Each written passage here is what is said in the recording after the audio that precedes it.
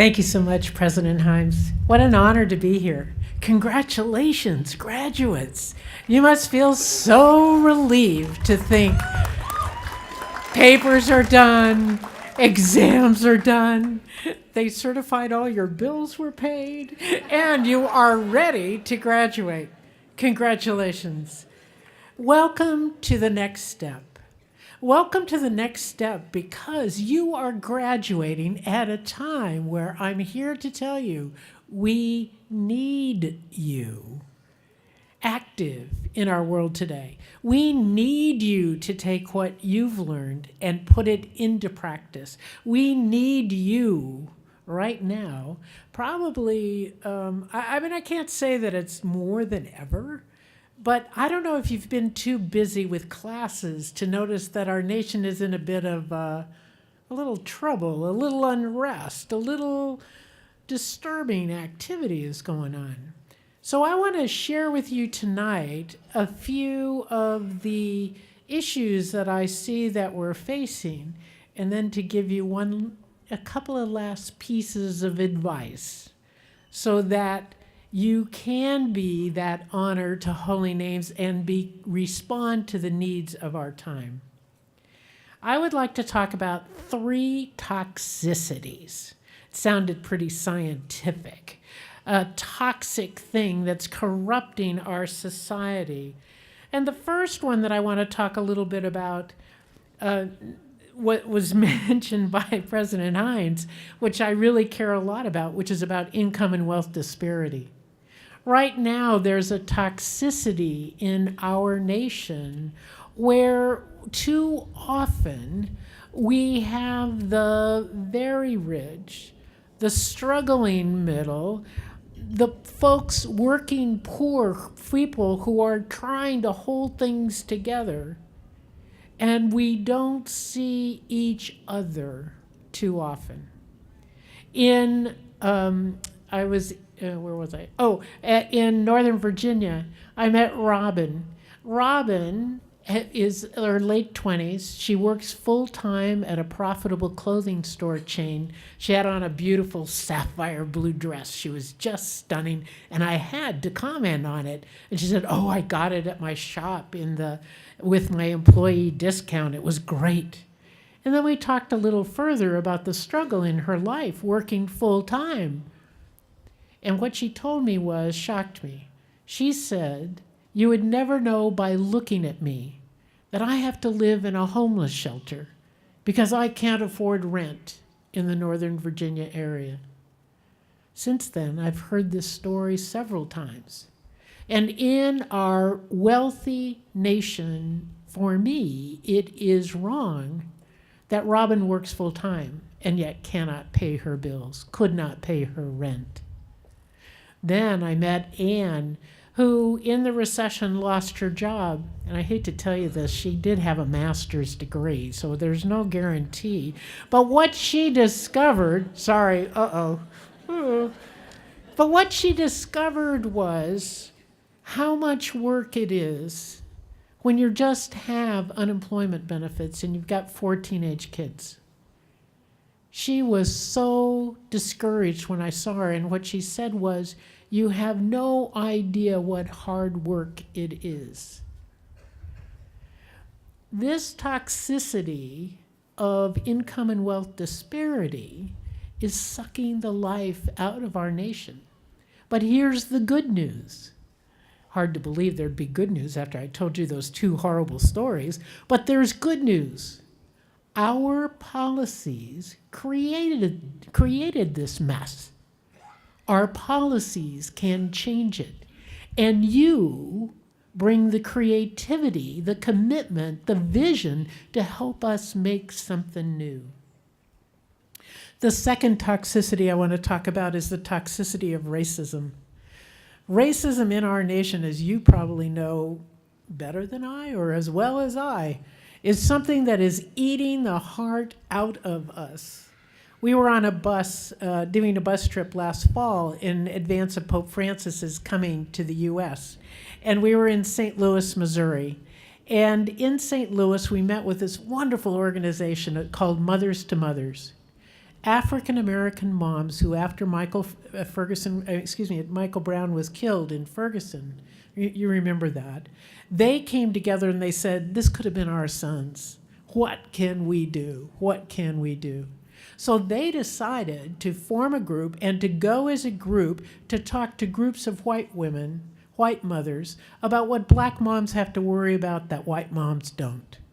They spent 2.5 hours with us. It was such a sacred conversation, but here's a couple of the things I learned. Marlo told me that her grandson, Chico, in 9th grade had one of those huge growth spurts. And he went from being this cute little kid that you just kind of wanted to rub his cheeks and, pat him on the back and touch him, to being a really tall kid who some people could see as scary. And Marlo was terrified that her grandson, who still felt like the little kid inside, had no idea of the reaction that he could call forth because of people's ignorance and fear. Amy told us that she quizzes her 2 boys. She has an 8th grader and a 10th grader. And she said she was trying to teach them humility so they would survive. Now, I don't think that's a good idea. I also don't think it's possible to teach a teenager humility. At least I didn't learn any humility when I was a teenager. But here's what she does. She quizzes them to what to do when they're stopped by the police. When they're stopped, they're to keep their hands out of their pockets, to keep their arms away from their body, say yes, sir, no, sir, and don't get any teenage attitude. Well, I don't know about the last part, no teenage attitude, but what happened was her 8th grader said to her, Mommy, how long is this going to go on? And she said she had to look him in the eye and said, unless things change the rest of your life. Now, I'm telling you, our nation is on the brink of having the possibility of making change, of giving Amy's sons a different answer. But we need you. We need your creativity. We need your insight. We need your compassion to make this change happen. I need you. And those of you, my sisters and brothers, who walk around in white skin, we have got to learn that we have privilege that we do not even know. But the deal is not to feel guilty about it. The deal is that everyone should share that same privilege.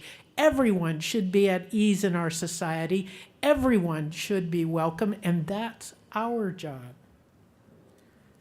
And lastly, I want to touch on the toxicity of what's happening to our planet. Here in the Bay Area, folks are fairly attuned to this issue, but I just want to lift up one issue that we heard about in St. Louis, which is the Westfield toxic cleanup site, where in this toxic site, industry's been fighting to clean about who's going to pay to clean up radioactive waste from the formation of the atomic bomb in World War II. Now, it may seem like it's been a long time for you all to get through your studies, but World War II was twice as long ago as most of you have been alive. But they still haven't figured it out. And what I realized was part of the reason they haven't figured it out is money. And the other reason they haven't figured it out is they don't know how hard it is for people living near those sites. There's a 300% increase in childhood cancers near this site in St. Louis. And it made me realize that we worry more about the economy than our people. We need you with your values to put people at the center of your care. So, what do we do? How do we do this? Well, I have 4 simple virtues for the 21st century. And since we're at Holy Names, a great institution, I can talk virtues, but I would like to recommend 4 virtues to you as you use your creativity to make change that we desperately need. The first virtue is to make sure you nourish the virtue of joy. Today is probably pretty easy to have a little bit of joy about your life and, phew, made it through. But joy is essential if we're going to make something new happen. Too often, those of us that care about our society and what's happening, did you ever notice we can get kind of grim sometimes? And then we get miserable. And then we say to people, come join me, help me on this, I'm miserable.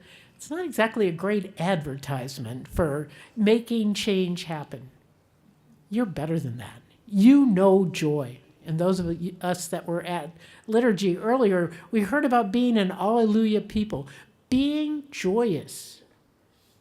It's way more attractive. And it makes folks who disagree with us wonder what we're up to. Invite them in. So joy is the first virtue. The second virtue that I think you've probably nourished pretty well here at Holy Names is what I call holy curiosity. Holy curiosity, where you find out the stories, not just of your classmates, but of coworkers, of family, of friends, of all of the folks gathered here today. Have holy curiosity about their story. Because if we have holy curiosity about other people's stories, that creates community and connections and can change the toxicity. After you've had holy curiosity with a bit of joy, then I urge on you sacred gossip. Sacred gossip, unlike ordinary gossip. We all know ordinary gossip, right? I'm pretty good at it myself. But sacred gossip is where you take what you have learned from someone else and share it. It's like me talking about Amy and Robin and Marlo, the people that I have met, because what happens with sacred gossip binds us together where we share a common concern and worry. Sacred gossip creates community. Sacred gossip lets us know we're not alone, that I hear your story and I care about it. And then finally, I urge on you the sacred virtue of doing your part. We all have a different part to play. St. Paul in the epistles says that we're one body and we each are a different part. I urge you, don't get guilty about not doing it all. Don't get upset about all the things that you wish you could do. No. Know what your part is and do it. And if we're connected with joy, curiosity, gossip, and the commitment to make a difference, then we will have the community we need. And then, class of 2016, you can act as one body making a difference in our world. Now, while I do this work from faith, and I have a hunch many of you do too, the fact is, where we meet in our nation is in our Constitution. And this is why it's so important in this presidential election cycle.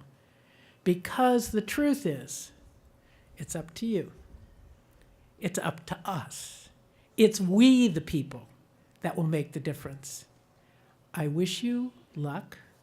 But more than luck, I wish you the deep knowledge that you're part of a deep community that can indeed be the leaders we need.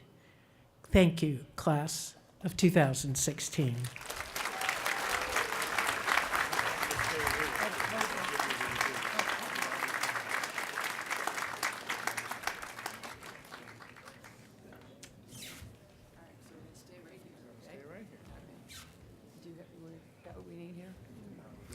Good evening, I'm Barbara Hood, and I'm the chair of the Holy Names University Board.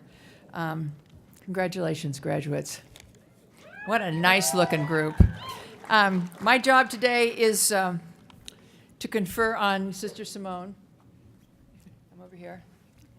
It's our honor and privilege to bestow upon you the honorary degree of Doctor of Humane Letters. Welcome to the University of Holy Names.